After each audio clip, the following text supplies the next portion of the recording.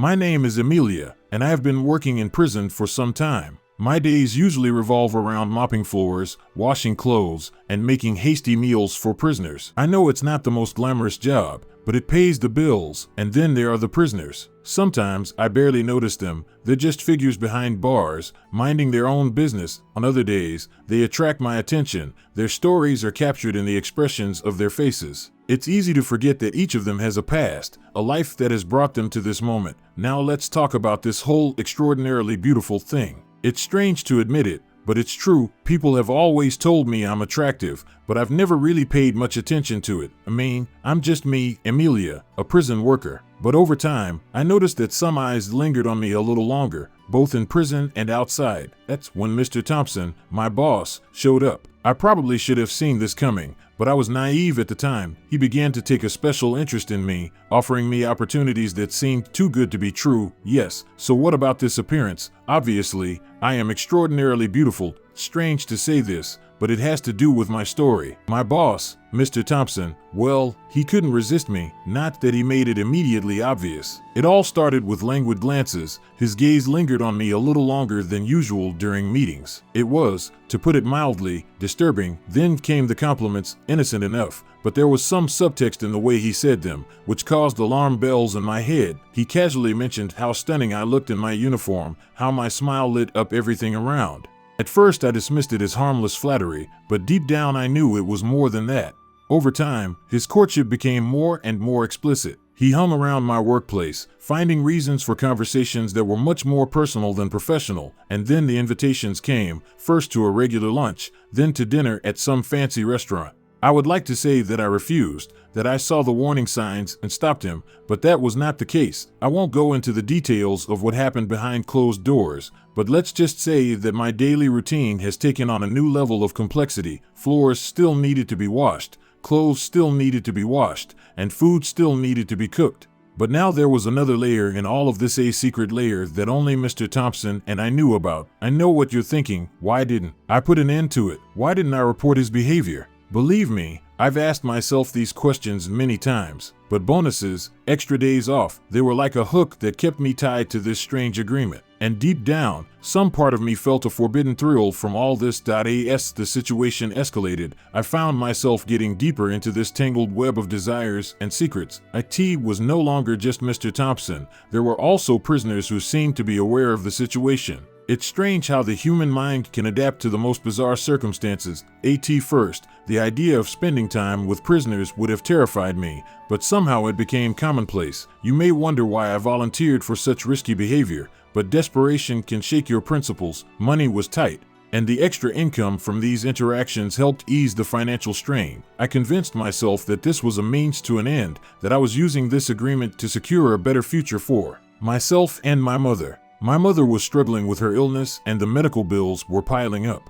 Every visit to the doctor seemed like a countdown to a crisis that we could not avoid. So when the prisoners started offering money in exchange for, well, it seemed like a lifeline. It was a way to continue my mother's treatment, to give her a fighting chance. The money received as a result of these unconventional transactions was hidden from prying eyes. Every dollar seemed like a promise of hope, a step closer to healing my mother. It's amazing what you can convince yourself to do when you're driven by desperation and a desire to protect the one you love. I worked tirelessly throughout the day, trying to create a semblance of normality, while the weight of my double life became heavier and heavier, in a strange way. My nights with Mr. Thompson and the prisoners turned into a kind of routine for me, a strange form of redemption. I convinced myself that I was putting up with this for the noble purpose of saving my mother. As time went on, I managed to save a considerable amount of money. It wasn't easy, and of course it wasn't something I was proud of, but it was a means to an end.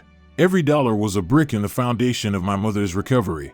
I worked hard, harder than ever before, because I knew what was at stake, and when I saw that my mother's health was improving, I felt a glimmer of hope. It was like a flash of light in the dark, a reminder that it wasn't all in vain. It wasn't just about money anymore, it was about healing, redemption, and regaining some semblance of control over my life. The treatment worked, and her strength began to return. I can't even put into words the relief and gratitude I felt in those moments. To see her smile again, to hear her laughter fill our small apartment, It was a balm for my soul. It was a reminder that all the sacrifices I made, all the compromises I went through, were not in vain, but as my mother's health improved, so did her curiosity. She started asking questions about how I was able to afford her treatment, about the source of the money that seemed to flow in such a miraculous way. I tried to dodge her questions, to change the subject, but maternal intuition is a powerful thing. One day, when we were sitting in our modest living room, she looked at me with a mixture of concern and curiosity. "Emilia, where does all this money come from? It feels like a dream come true, but I can't help but wonder," she said softly. That I hesitated, my heart pounding. My mother was my rock, my guiding light, and the thought of disappointing her was unbearable, but at that moment I realized that I had to confess everything. I took a deep breath and told her everything about the arrangements with Mr. Thompson, the prisoners, and the money I earned through these interactions. Her expression changed from curiosity to shock, and then to a mixture of sadness and understanding. She squeezed my hand tightly and said, "Oh, Emilia, I wish you'd told me sooner. You are my daughter, and I would do anything to help. You didn't have to carry this burden alone." Tears welled up in my eyes when I realized that the weight of my secret prevented me from fully relying on the only person who was always by my side. Now that my mother has found out about the source of our newfound stability, a heavy weight has been lifted from my shoulders. It was both a relief and a revelation that I didn't have to carry this burden alone. We became a team united by a common goal of her recovery and a common determination to free ourselves from the chains that bound us. The money I had saved as a result of these secret arrangements was supposed to be our ticket to freedom. So, with a heavy heart and a determined attitude, I applied for retirement to prison. It was a bittersweet moment, a farewell to the routine I had known for so long, but also a recognition of my newfound free will. I took control of my life, chose a different path, and put an end to the vicious circle that held me captive. One evening, when my mother and I were engrossed in watching a movie, an unexpected knock echoed through our small apartment. My heart skipped a beat, and a chill ran down my spine. Who could it be at this hour? My mother's eyes reflected my concern as we exchanged worried glances. I opened the door, and there he was, Mr. Thompson, my former boss, the man who became a symbol of my past regrets. His presence felt like a punch in the gut, a reminder that some shadows are not so easy to get rid of. When he entered, the atmosphere became tense, and there was a combination of arrogance and power in his behavior. He wasted no time getting down to business. He wanted me to come back to work, back to complicated arrangements, back to being under his control. "You have to come back to work for me and do everything I tell you.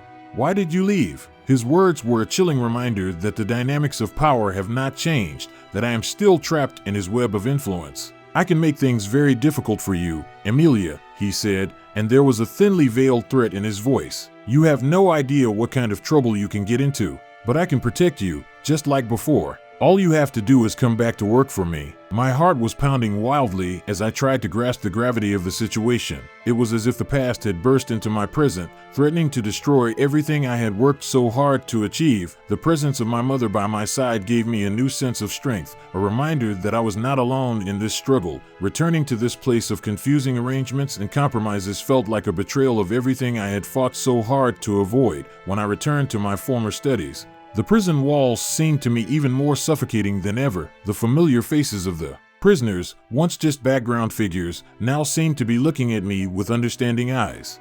It was as if they could feel my inner struggle, my conflicting emotions, and my desperation to stay afloat in this sea of secrets. The meetings with Mr. Thompson and the prisoners were filled with tension, a constant reminder of how much control he had over me. Bonuses and days off, which once seemed like a luxury, now seemed like chains chaining me to a cycle of actions with my principles for the sake of stability. The more I resisted, the stronger these chains seemed to become, reminding me that there was a price to pay for my disobedience, a price that goes beyond myself and penetrates into the depths of my mother's hopes. Suddenly, a special investigation was launched in the prison. Agents from the External Bureau descended on us like a storm. I watched as these agents, with their stern faces and piercing looks, turned the prison upside down. It was as if light had penetrated into the darkest corners of our world, exposing secrets and vulnerabilities that had been hidden for so long. Panic gripped the staff, the prisoners, and even Mr. Thompson himself. Caught in a whirlwind of chaos and uncertainty, I found myself at a crossroads. The truth was a burden I could no longer bear. The burden of my secrets was too heavy to bear. I knew that the only way forward was to confess everything, to share the truth about Mr. Thompson's questionable activities. When I sat down in front of the agents, The words poured out of me in a stream, as if the floodgates had opened. I told them everything about secret agreements, compromises, and the perverted dynamics of power that held me captive. It was a moment of reckoning, a moment when everything changed and the secrets that bound me were revealed. The agents listened intently, a mixture of disbelief and determination on their faces. They assured me that they were here to reveal the truth, to restore justice to those who were offended. It was a moment of liberation, the chains of my reluctant submission slowly unraveling. As I shared my story, and then came the moment I had both feared and hoped for. The agents brought charges against Mr. Thompson. His arrogance gave way to panic. His composure was slipping through his fingers like sand. The power dynamic that had held me captive for so long suddenly reversed when he found himself facing the consequences of his actions. When Mr. Thompson was arrested, I watched as the prison walls seemed to shrink, and the weight of my past slowly fell off my shoulders. It was a moment of justification, the realization that my voice has power, that my choice can affect the course of justice. The roles have changed, and the darkness that once enveloped me has now been replaced by a glimmer of hope. But when I left this prison for the last time, I couldn't help but feel mixed emotions. Relief, of course, but also a sense of sadness because of the lost time, the compromises I made, and the innocence I sacrificed. I went home and hugged my mom. I realized that now I will try to do the right thing in life. How do you like this story? Did the girl do the right thing? Write your opinion in the comments. Subscribe to the channel. I will be very glad. I love you.